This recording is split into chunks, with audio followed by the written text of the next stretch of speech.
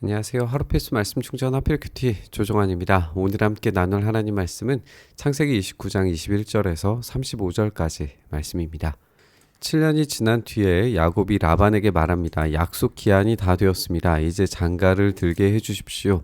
라헬과 결혼하겠습니다. 이야기합니다. 라반이 그 고장 사람들을 다 청해놓고 잔치를 베풀게 되죠.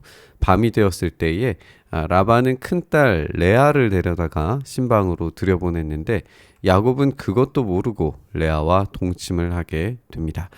이제 속이는 자가 속임을 당하게 되죠. 속임 당하는 자가 된 이 야곱을 생각을 해볼 때 어떻게 보면 자신이 한 일을 그대로 되돌려 받는 그런 상황을 맞이하게 된 것이라고 볼 수 있을 텐데요. 이것이 어떻게 보면은 갈등의 시작이 될 수도 있고, 이 갈등이 하나님께서 일하시는 방식으로 새롭게 변화될 수도 있다라는 걸 우리가 생각을 해보게 됩니다.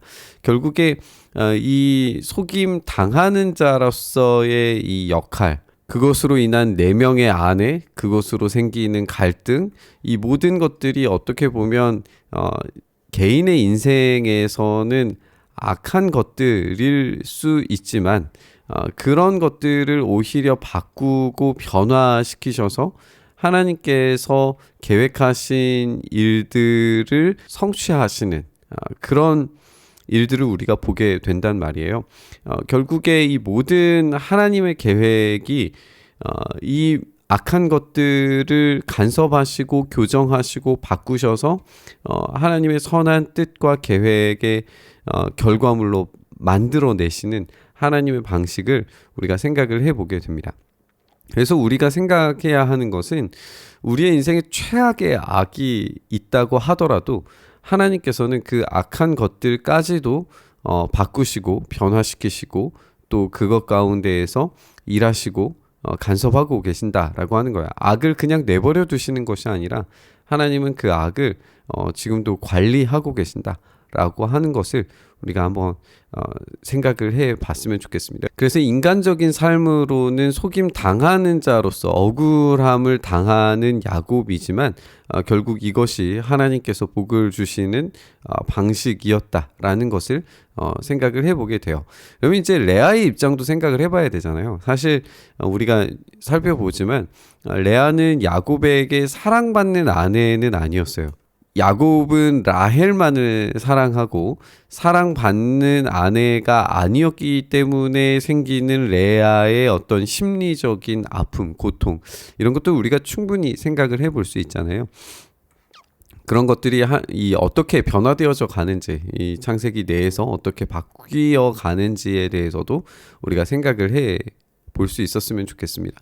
결국에 이제 레아를 통하여서 낳은 아들 중에 유다가 등장을 하고 이 유다가 바로 예수님의 이 조상이 되는 그런 이야기를 우리가 살펴본다면 지금 더 큰 그림 속에서 야곱이 속임 당하는 자로서 레아와 결혼을 하게 되고 이 레아를 통하여서 낳게 되는 이 아들을 통해 예수님의 이 조상이 되는 것을 우리가 생각을 해 본다면 개인적인 이 악한 결과들이 과연 그저 악한 결과기만 하는가? 하나님께서 그것을 어떻게 바꾸시고 간섭하셔서 역사하시는가? 이걸 우리가 깊이 생각을 해봐야 한다는 말입니다. 라반은 여종 실바를 자기 딸 레아에게 몸종으로 주었어요. 아침이 되어서 야곱이 눈을 떠보니 레아가 자기의 옆에 누워있다는 것을 발견하게 된 거죠. 야곱이 라반에게 말하기를 외삼촌께서 저에게 이러실 수 있습니까? 제가 그동안 라헬에게 장가를 들려고 외삼촌 일을 해드린 것이 아닙니까? 외삼촌께서 왜 저를 속이셨습니까? 이 속이는 자에서 속임 당하는 자가 된 야곱을 우리가 보게 되죠. 라반이 대답하기를 큰딸을 두고서 작은 딸부터 시집 보내는 것은 이 고장의 법이 아닐세라고 그렇게 답변을 하고 있어요. 근데 이건 사실 이제 야곱도 할 말이 없죠. 이전에 우물 앞에서 어떤 규칙이 있었는데 사람들이 기다렸다가 다 같이 모이면은 그 큰 돌을 굴려서 같이 먹이고 그리고 가는 그런 규칙이 있었는데 야곱은 그 규칙을 깨버리고 그냥 일단 라헬에게 물을 주는 그런 일을 했었단 말이죠.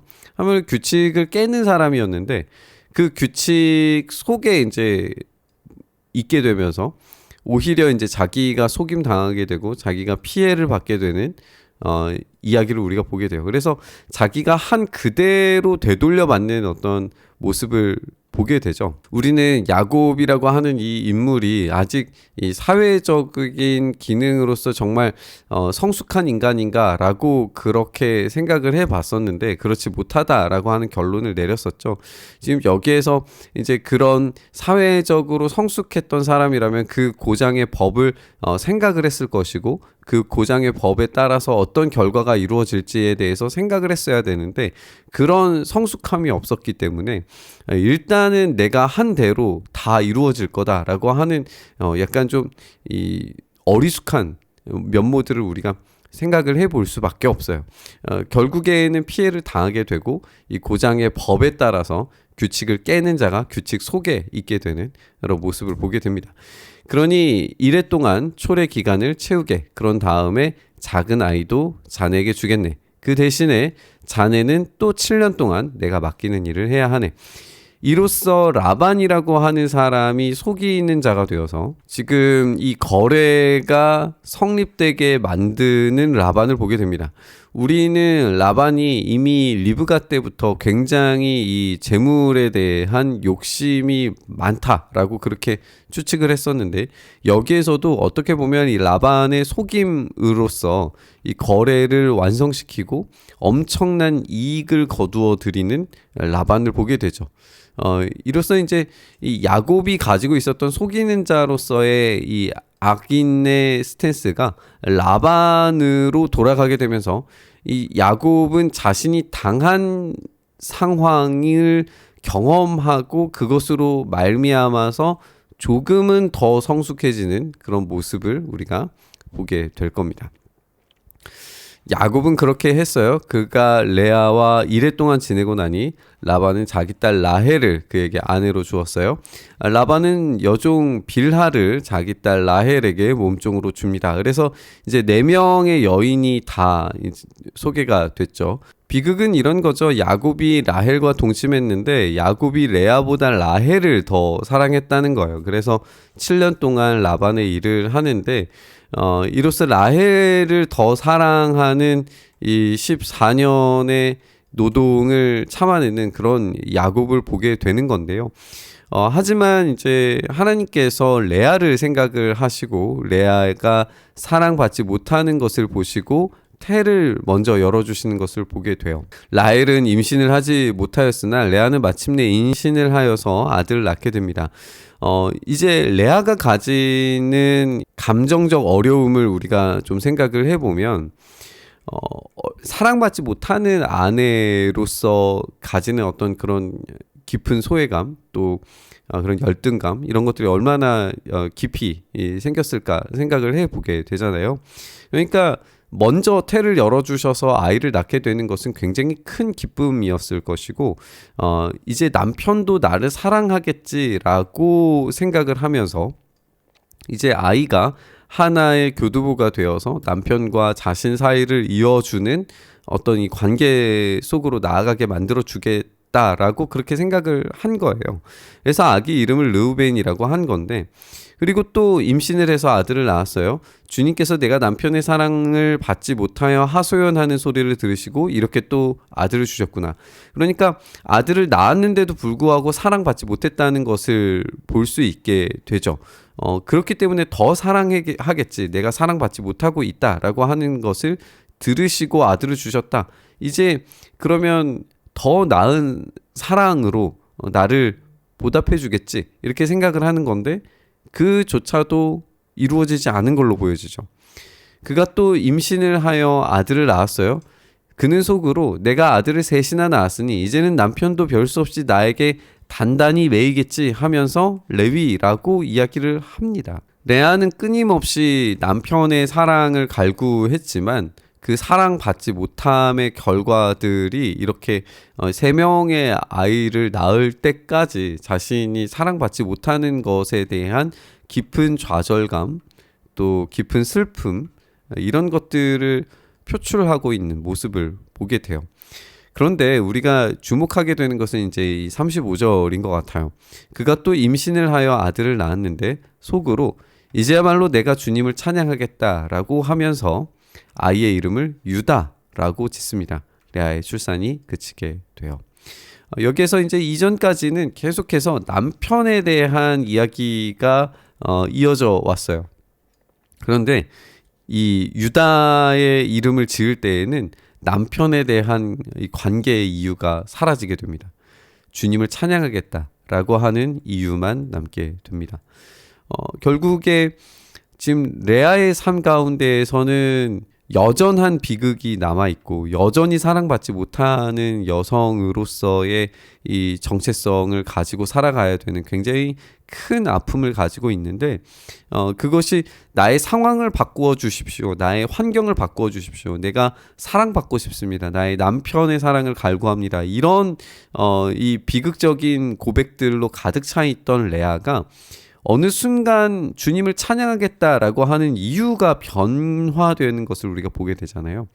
이런 이 변화의 이유가 무엇인지 우리가 다 알 수는 없지만 분명히 레아의 이런 변화를 통하여서 자신의 환경과 상황에도 불구하고 그런 환경에도 불구하고 그런 슬픔이 변하여서 찬양이 되는 어떤 신앙의 모습을 우리가 발견할 수 있게 되는 것 같습니다. 우리도 우리의 삶을 놓고 볼 때에 전혀 찬양할 수 없는 삶, 또 우리의 환경과 상황들이 내가 했던 것을 그대로 되돌려 받는 또 억울함을 당하게 되는 그런 상황들을 종종 마주치게 되잖아요. 근데 그때에 하나님을 찬양할 수 있는 진짜 참된 신앙의 사람이 될 수 있기를 우리가 좀 간절히 바라면서 묵상해 봤으면 좋겠습니다. 오늘 이 장면에서 이제 레아의 이야기를 좀 주목해서 살펴봤는데요. 레아는 그렇게 사랑받고자 했지만 사랑받지 못하는 여성으로 계속 남아 있습니다. 이후의 이야기들도 어쩌면 레아의 출산이 그쳤다라고 하는 말이 어떤 남편과의 관계가 서먹해지고 끊어지고 또 관계가 이제 멀어지는 이런 모습을 표현한 걸 수도 있어요.